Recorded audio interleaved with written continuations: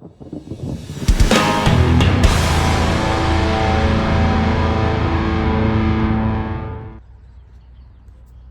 it's finally back. It's now May of 2025. It's Memorial Day. And I'm gonna finally take this out for the first time since 2023. Last year of 2024, I did not take it out at all. I had the batteries pretty much failed on it. Water got into my motors. They stopped working. One of the controllers got all gummed up and wasn't working. So took them all apart, cleaned them all, resealed them, both of them. They're free spinning again.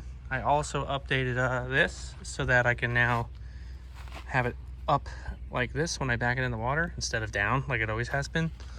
I installed some heim joints up in here. It allows all this to kind of move around now so that I can grab this bar up here when I'm on the boat and pull it back, which will allow me to pull this pin out, lower the motors down, put that pin back in. All that pin is just a bolt, just a 3/8 grade 8 bolt.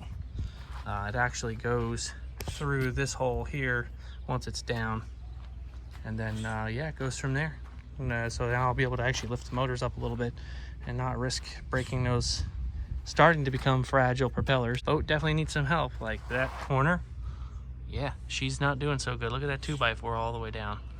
I have some plans to restructure a lot of this with steel and some actually pressure treated wood. This is a result of not using pressure treated wood. Here, this is the new battery setup. These are 6-volt batteries wired in series so that they are 12 volts. I got some new connectors up there. I got a voltmeter in it now. I always have a trickle charger on board. I had 2, but now I only need 1 because I'm not running 2 individual batteries. These are linked together. So I need 1 trickle charger. While I'm here, over 100,000 of you watched a video on this motor setup, which is kind of wild to me.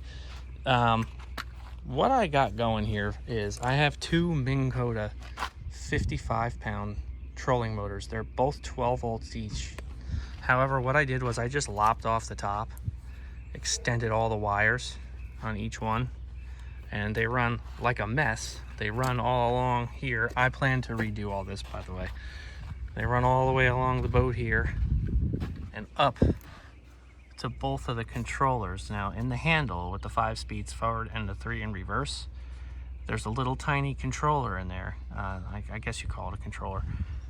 And that is what I mounted up there, and then it sticks through. You can kind of see them a little bit better. Right there's one, there's the other. And then I glued 2 sockets, like 3/8 sockets to it, so that I had like a little like dial, you know, to click them. And so now you can, and then this controls the motor on the right, and then this controls the motor on the left. I also wired in a voltmeter. These things are USB volt, like USB replacements. They have cigarette lighter replacements, and they have 2 USBs, and then there's a little button. You click it and it tells you what the voltage is, so that I'll know how much power I have left in here while I'm, you know, on the water.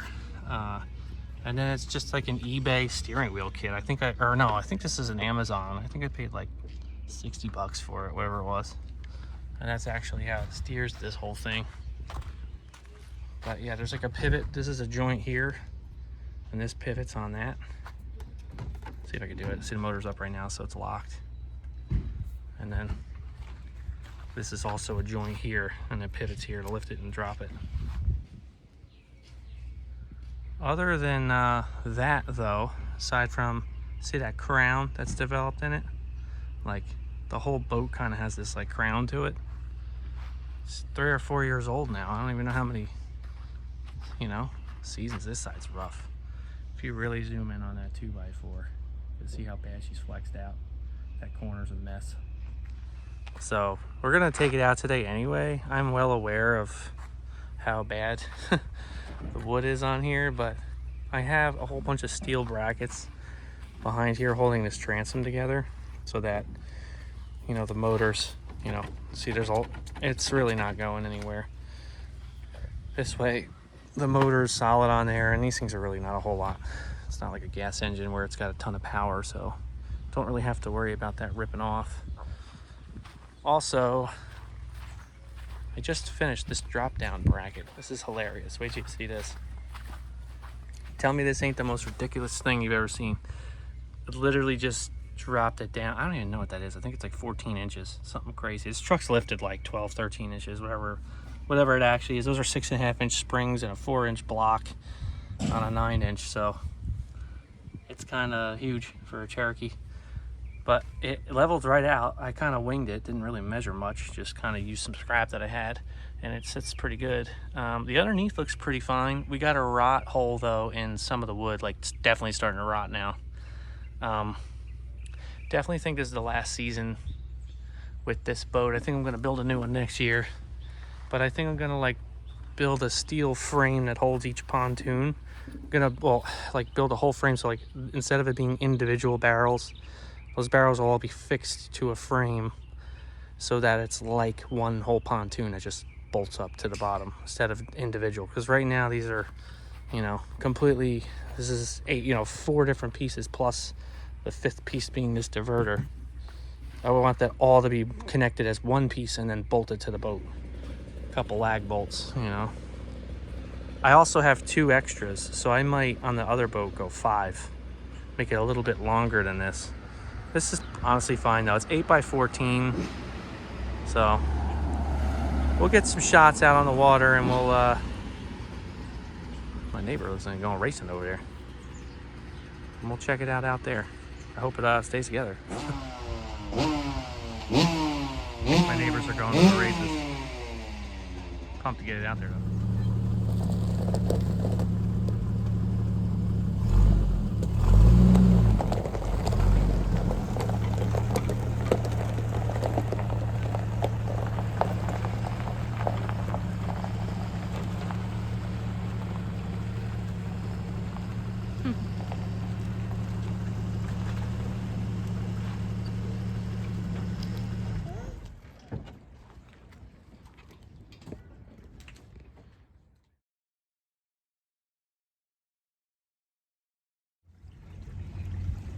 Of course we are.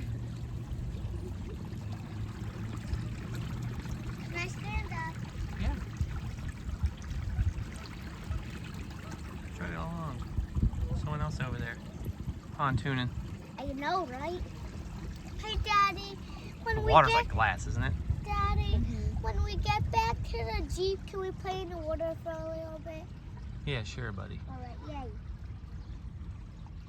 Is it okay if we get wet? Yeah, it's fine, bud. What did he say? What did you say, Dad? You're very talkative, Cole. I know you are. Get a good nap, Can I didn't take my shoes off? Yeah. I'm gonna put my. All right. Look at the tower over there. You guys want to go to the island? Yeah, we do. And can we swim in the island? I don't know about swim, but we can go to the island. Okay, I wanna You're not wearing your bathing suit, bud. Please. Whoa! You want to jump in the water? No, we don't have a bathing suit on, baby. Although you're completely... Daddy, can we jump in the water? No, you don't have a bathing suit on, Cole. This was... I wasn't planning on stopping here. I was just gonna drive around. Mommy, can you put me in the water? Yeah, baby. He's got his chips. He don't care. He's happy. I got some stuff.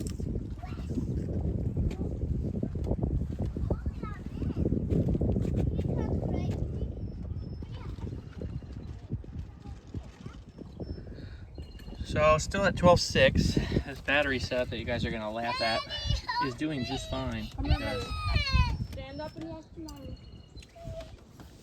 yep, I'm happy with that. Nothing got hot. Barely even got warm. And that was like a little bit of wind out here, so these things are working overtime.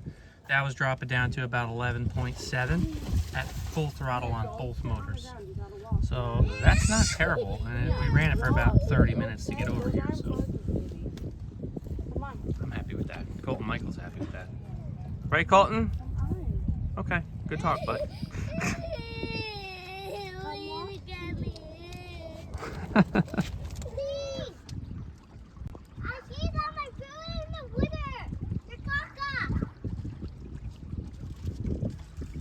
We're at full throttle on both motors at Okay, yeah. 11.2 volts. Daddy. Chloe. This one is just like a motor mount. Chloe. Cole. Can you go back to the island? Chloe. Mia. My goodness. Dad. What? Let's go in the water. No. Little beach here. Can you go back there? Go there. Pretty cool. Here we go.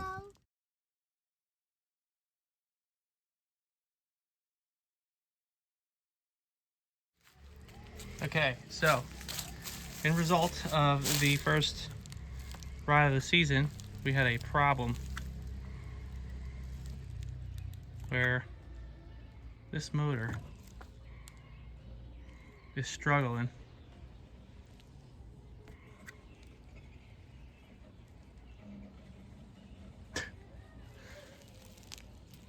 There you go.